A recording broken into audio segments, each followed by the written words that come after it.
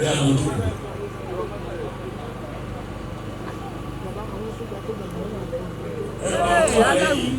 Àwọn èèyàn wà bẹ̀rẹ̀ náà ọbẹ̀ dúpẹ́ lè lólóore.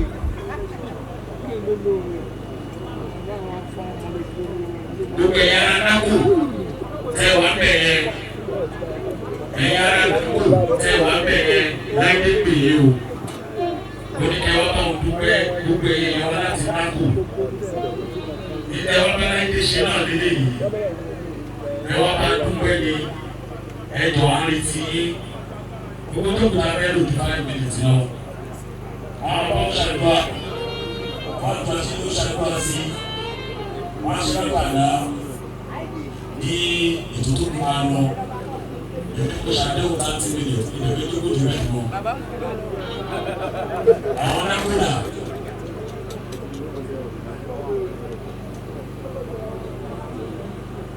Láìdé wọ́n ti ní máikrófóònù kan lè sí.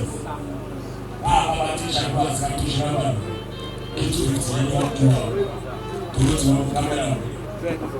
Àmàlà ọdún wọn nìyí. Tùràbí àbí ọgbà ayé. Wọ́n lè bá wọ́ máa sí kíkó. Ẹ̀rọ mẹ́fà ló kó mú wa ní àdébà bọ́ sílẹ̀. Ẹ̀kọ́ máa bí kó máa ẹ̀fọ́ lé mọ́. Ẹni wo ẹ̀ yóò mú wa bí. Ẹni wo àsìlọ́wọ́ ẹ̀ yóò wà lórí ìjókòó. Òdìlé tó wà máa bá wọn kiri. Ẹ̀sìn ní àbíkú. Ẹ wo ẹṣin bá tẹ̀ sí. Ayọ̀kọ̀jì ẹṣin bá tẹ̀ sí ẹṣin bá sí. Ẹṣin bá bàtà. Máa dúró àkókò kalẹ̀ tí wọ́n ṣe bá tẹ̀ sí. A ṣe àbàdàn tó yẹ dé. A náà ṣe wo kámẹ́rà orí ojú ìgbà ṣe àbàdàn.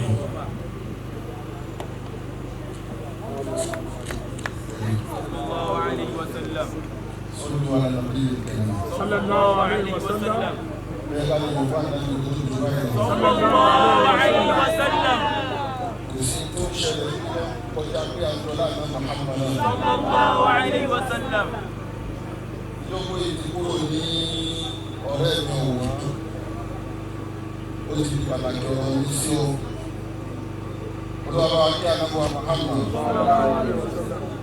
Kí àti ìdájọ́ olóògbé kó bá ṣe àmàlà tí ìyá rẹ̀. Allahu ta'ala anhu. Ọ̀làrán iṣẹ́ aláàjì Ibrahim Aliyahs. Bàbá wa ti rẹ̀ ní tó ní mi náà, onímọ̀ àgbáńlá ayé Mọ̀lánà Ṣùgbọ́n. Bàbá wa àlàáyà lórí iṣẹ́ àbáyé ìdí. Bàbá wa gbàgbọ́dá ikú níyàn. Gbogbo àwọn ẹni ọlọ́run, àwọn tá a dá pọ̀ yìí, tó bá jẹ́ kórúkọ wọn lè gbọ́nà àlàdá alájà wa láyé tí mo rí fífi rí ilẹ̀ wà ní báyìí àwọn sí ìjókòó yìí lágbàdà. Lónìí ilé bí mo sọ wípé ìjókòó yìí lágbàdà. Ayọ̀.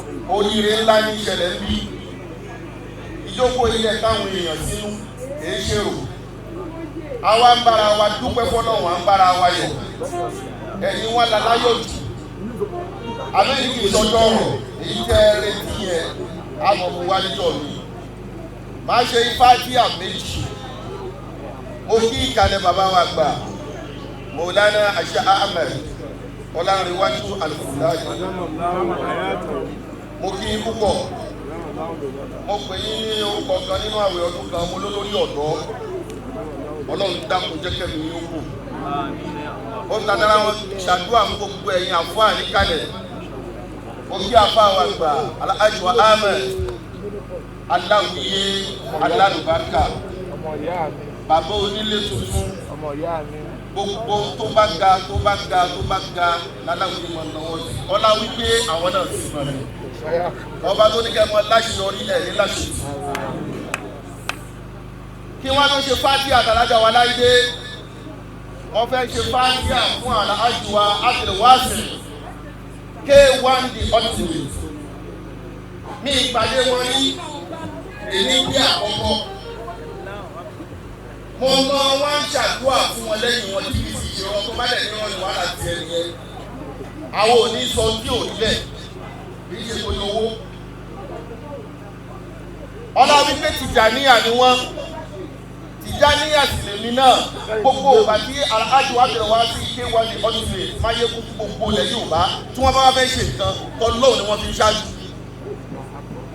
tẹ́ bá wá débi àṣẹ àyíra yìí máa ta oṣù lélẹ́ wàrà wàláì máyégún sọ̀ fún wọ́n pọ́n ṣe Ibrahim ní púpọ̀ èèyàn ṣe wá lè jẹ́ Tìjàníyà tí wọ́n ṣe àpọ́nlé ṣe Ibrahim báyìí ká mọ̀ wá lè ṣàdúrà fún wọn lẹ́yìn wọn tá a bá sùjúdù náà sílà lóru àbíkárẹ́ ti yí kódà bẹ́ẹ̀ bá bẹ̀ wọ́n.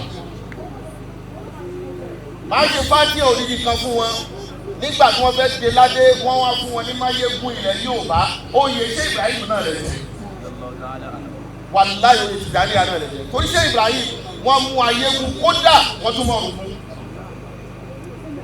gbogbo ẹni bá máa ń yí padà fájí òní tẹ́ o láti bí ilé mọ́ká fájí òní tẹ́ nǹkan mi lè mọ̀ tẹ́ fájí òní tẹ́ tó fi dé Mẹ̀dínà àdìkù wàláyé fájí òní tẹ́ gbogbo ẹni bá máa tó máa ń yí padà kó tẹ́wọ́ ẹ̀ ọba mi ṣe fájí ẹ̀yọ̀ kan pẹ̀lú bísímìlá fún aláàjì wa ábẹ̀rẹ̀ wá sí bí mo ti máa ń ṣe fún ilé yìí nìyí ọba tí ò jẹ́ kí fájí àwọn tẹ́ nígbà kan ọba tí ò jẹ́ kí fájí àwọn ṣàárẹ̀ nígbà kan ọba tí ò jẹ́ kábùkù ọkàn fájí ànígbà kan mẹ́tẹ̀ẹ̀ta tí ò kan fájí àní máyégún tẹ́ẹ̀sì kúrò láyé mẹ́tẹ̀ẹ̀ta ò ní kan.